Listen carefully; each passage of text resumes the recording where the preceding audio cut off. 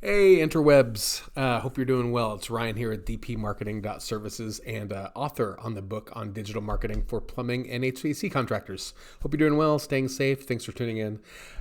Coming at you with a video that comes up a lot.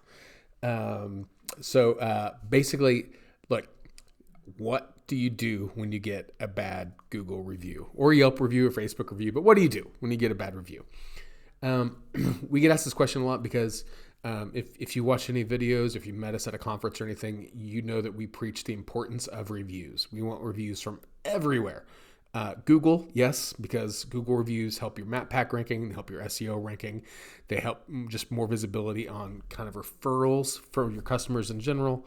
We want Google reviews a lot, but we also want reviews from Yelp and Angie's List and Home Advisor and Nearby Now and whatever else, right? We want everywhere that people look for you to have great things to say. Because as a customer, like as your customer, it's really overwhelming and compelling when all they see is glowing praise, right? And it's not just about like, hey, you have 1 million 5-star reviews, because that kind of looks a little bit suspect sometimes, right? But if the fact that you see like you've got 200 or 300 reviews, and yeah, you got a few bad ones, but by and large, you guys are rocking a 4.7, 4.8, whatever. So let's just cut down to it. What happens when you get a bad review? If think about this from your customer's perspective, for most customers, they typically will only leave a review when they're pissed off. You don't have to ask them to, right? When they're cranky, when they feel like they've been ripped off or taken advantage of or whatever, you do not have to ask them to leave a review. They will find their way to social media. They'll find their way to Google. They will tell people about their awful experience, what they think. So you have to know that. And as a customer, you probably do this too if you're shopping on Amazon or something. A lot of times you'll like search for the reviews on a product or a company or service, and you'll actually sort from low to high. I want to see the worst things first, and then I'll kind of weed through those to get an idea of like, what's the dirty laundry? Everyone likes to snoop on kind of the bad reviews. So they're going to happen, right? So brace yourself. If you are committed to doing quality HVAC or plumbing service, you're going to get a bad review sometime. It's going to happen. It's really iffy and like suspicious if you don't have a bad review. Bad reviews are going to happen. So when you get a bad review, step number one for you as the owner of a plumbing or HVAC shop, take a breath. Walk away, 15 minutes, 30 minutes a day, walk away. Your first reaction, if you care remotely about this company that you're building, is to get up in arms, get really like angry and like agitated and like, and maybe there's legitimate reason. Maybe you know it's a competitor or an ex-employee or whatever. And okay, being able to appeal those to Google or Facebook or Yelp aside, your first instinct is going to be an emotional one. So give yourself a moment to get that out of your system.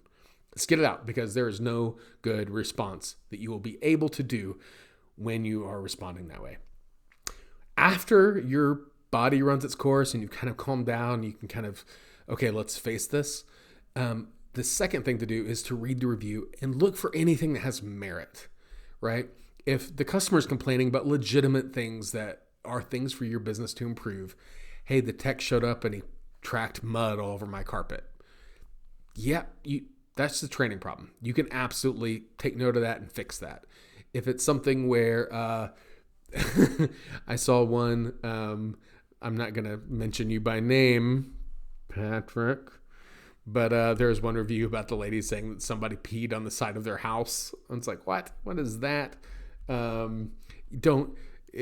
If there's something that has merit, deal with it, right? Take it, make your business better from that feedback. You'll be better for it. Your future customers will be better for it. Everybody wins when you take negative feedback and grow. The third thing is, remember when you do a response, not if you do a response on this platform, but when you do a public response, your response is not primarily to the person who left the review. Your first instinct might be to like try to go line by line on why they're wrong or why they're mistaken or blah, blah, blah, blah, blah. But in reality, remember, you're actually responding so that the people who are looking for dirt on you will see that first. And you want your business and your response to make your company look like the good guy and the person who left the review like the crazy person.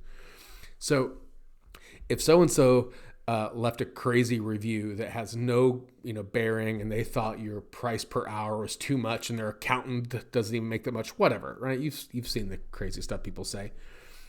Remember that the response you have isn't to that customer, it's to other people looking at it from the outside. So your response should be empathetic.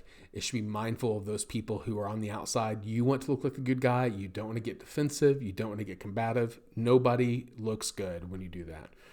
And you want to use that as an opportunity to gain business. If it's a legitimate learning point, right? The tech trekked mud all over my house. You can absolutely say that. You know what, Mr. So-and-so, you are a great point. Our techs at our plumbing shop, we take high value in the training we provide for customer experience from the time you call us to the time we leave your house. All of our techs are trained to wear booties in the house, to knock their feet off the door, clean up their mess. In your case, we let you down. That is not our standard of service. We are going to be taking corrective actions on our end. We're so sorry that's happened. Give us a call. We'd like to make this right. Give you a coupon for future service, whatever. Let them know that it's unusual. You might be able to recover that customer in those cases, in which case, great. But the real goal is, again, you're pointing out your response to other future people looking for your dirt. And then finally, the last thing to do when you get a bad review, you're going to hate me for saying this because it's so obvious. You ready? Get more good reviews. Just bury the sucker. Literally, if you freeze up and are afraid to ask for reviews, that 1-star review you got 2 weeks ago from that angry old lady, it's just going to sit there. Or you can just bury that sucker down in 2 reviews per week per tech so that a week, 2 weeks from now, it's no big deal. It's just drowned, right? So if for every 20 reviews you get a 2-star or 3-star or 1-star review, no big deal. You just keep bearing it with good reviews. Always focus on quality service, period. So yeah, I'm curious for you. I know as a business owner myself, it can get antsy when you're dealing with your reputation in public, but I'm curious to know, what do you do? What's your process? What's your struggle? What sorts of experience have you had kind of replying to reviews, recovering a cranky customer? I'd love to hear from you. So as always, guys, leave a comment below. Follow us on Facebook, subscribe on YouTube. Stay safe. We'll see you next time. Adios.